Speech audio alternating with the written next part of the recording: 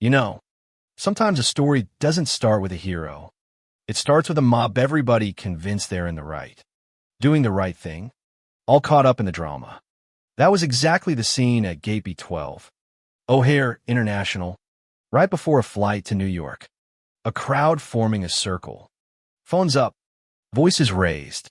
And in the middle of it all, Amara Johnson business cards scattered on the floor, platinum Amex glinting by her foot, and that unmistakable look of, I've been here before.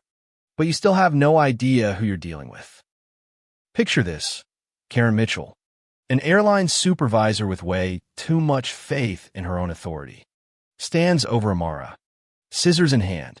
Two big security guards are pinning Amara's arms to the chair. You can actually hear the metallic snip as Karen slices through Amara's beautiful natural curls. Chunks hitting the floor like confetti at a nightmare party. The phones are rolling.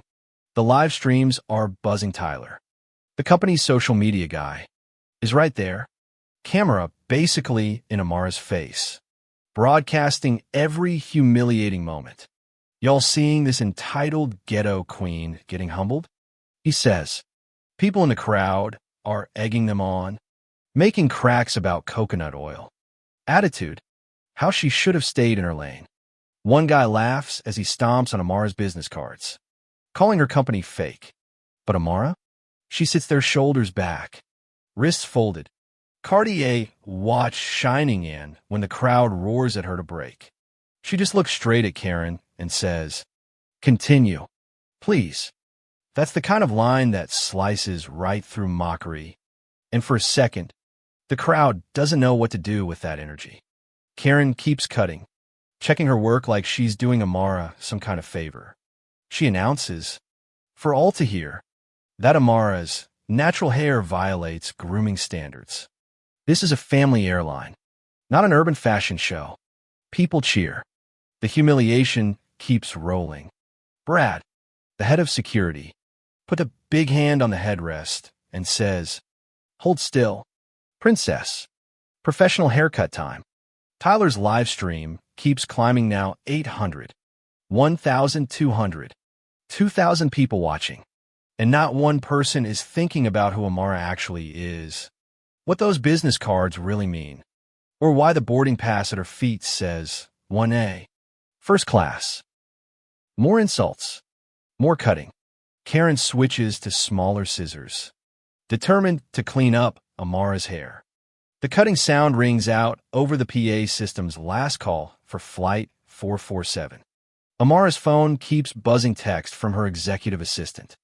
Reminders about a board meeting, FAA contract reviews, even a Bloomberg notification. Johnson Aviation stock up 12% on federal contract news. None of the crowd is paying attention. They just keep going, betting on how short the cut will be, making hashtags trend, treating the moment like it's a sporting event. Then Karen pulls out the electric clippers. The crowd loves it. Somebody shouts, "Shave it all." Brad leans in, saying, "This is what happens when you think you're better than everyone else." At this point, Amara's business cards and her ID are mixed in with the hair. Right there on the floor, Federal Aviation Consultant, CEO, FAA Senior Advisor. And nobody cares. The show must go on. The crowd is so hyped up that nobody even flinches when two TSA agents arrive. They just take up positions, assuming Amara's the problem. The manager, Derek, tells the cops Amara refused to comply with appearance standards. Phones keep recording. The airport barbershop is trending. The betting pool grows. Amara sits, never flinching, watching her reputation and her hair get shredded in public. But then, as the final call for boarding comes, the script flips. Amara smiles, really smiles. Not the smile of someone beaten, but the kind of grin that says, "I know something you don't." She asks, calmly, "May I make a call?" Nobody stops her. She dials a number marked Executive Command, loud enough for everyone to hear. She says, "Sarah, initiate code 7. Authorization Johnson Alpha 7. Everything changes. Karen's work tablet lights up with executive authority override. Derek's radio crackles emergency. All management to crisis command. Tyler's phone dies. Service terminated. Federal evidence preservation mode. The PA system booms. All gate operations suspended pending federal oversight review. Phones everywhere go dark. The mob that felt so powerful seconds ago is suddenly nervous. Amara stands, brushing the hair off her silk blouse. And for the first time, people start noticing what's on those trampled business cards.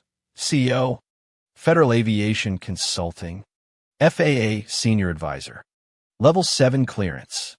The realization rolls through the crowd like thunder. Executives sprint to the scene. Legal teams in tow. Amara details every federal statute: broken assault on a federal contractor, civil rights violations, hate crime enhancement. She lays out her terms. Instant termination for Karen, Brad, Derek, and Tyler. No severance. Violations on their permanent records. $750. 000 in damages. Mandatory intersectional bias training. Public apology. A leadership pipeline for women of color. And full implementation of Johnson Aviation's intersectional dignity protocol nationwide. The CEO of the airline agrees before the federal agents even finish taping off the scene. Security hauls the 4 employees out while Amara documents every step. Her lawsuit, her evidence, her story, now the centerpiece of a national conversation. Within 48 hours, the apology video is everywhere too. 3 million views. News outlets from CNN to BuzzFeed running with a headline: CEO's hair assault triggers national reckoning. The Johnson Protocol becomes standard at airports coast to coast. Anonymous reporting apps flood in with stories of bias. Federal fines run into the millions. Congressional hearings follow. Amara testifies before the Senate. 6 months later, the Airline Passenger Dignity Act passes, guaranteeing protections for hair, dress, and accent. Amara sets up a scholarship for women of color in aviation. She flies first class to New York, 3 days, Laterno scissors.